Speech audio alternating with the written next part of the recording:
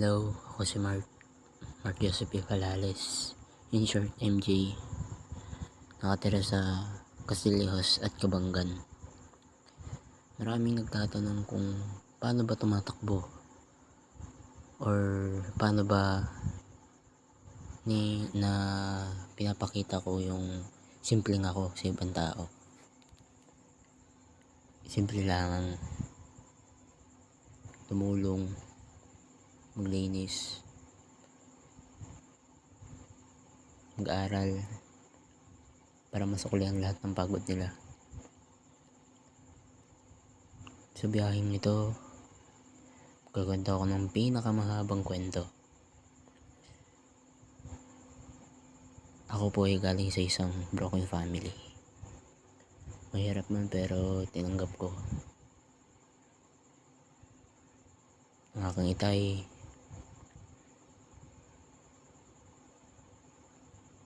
meron siyang dinanas na mahirap na sakit.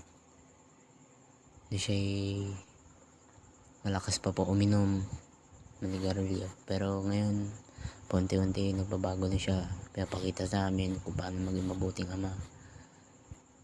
Although bata pa kami at hindi pa namin maintindihan yung mga bakit kami pinapalo, bakit kami binibigyan ng payo, bakit kami sinasabihin ng masasakit na salita.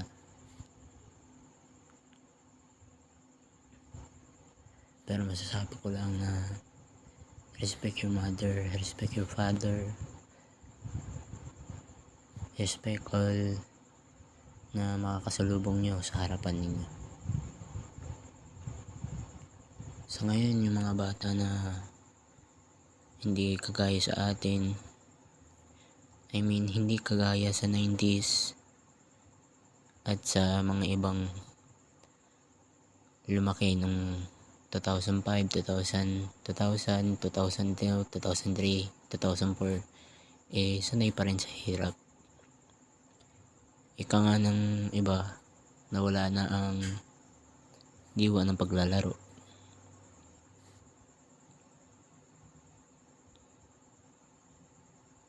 Laro na bahay-bahayan, tumbang preso,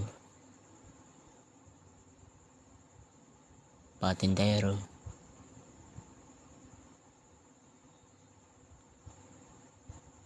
at kung ano-ano pa.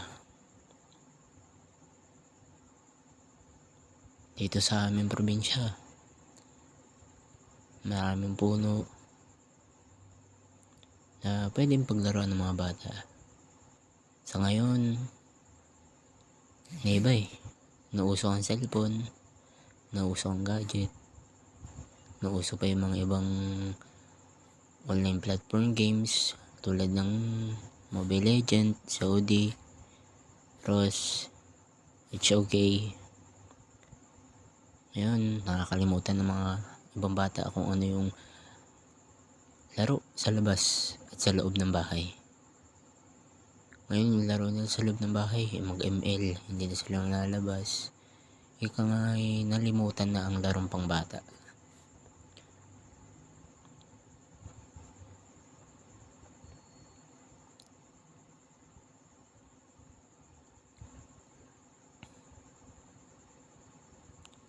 So, wala tayong magagawa. Hindi natin kayang baguhin yung sistema na ganito.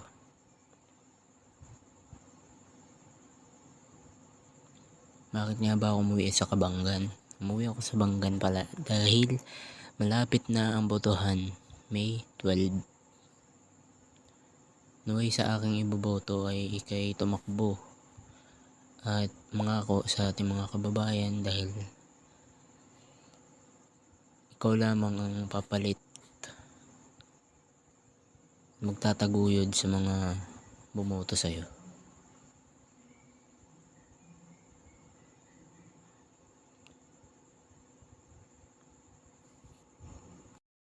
I realized to myself na paninindigan ko na ang aking gagampanin, tutuparin at gagampanin bilang isang vlogger. Kung sumikat man o hindi, ang mahalaga makapagpasaya ng tao, makapanood, kung ano ba ang takbo ng buhay ko. Maraming nagtatanong kung bakit nag-iisa lang ako sa vlog. Although yung mga niyaya ko mag-vlog, ayaw nila. Yung iba gusto pero maalis din sila bigla. Mahirap. Saka dito sa aming probinsya, napakaganda. Ilog, dagat, kabundukan, kagubatan. Lahat pwede mong pagkalaan. Meron ka mang kasama o wala. Pero para sa akin, mas maganda yung wala kang kasama. Ika nga ng iba. May lalabas mo yung stress mo. Pagiging nag-iisa.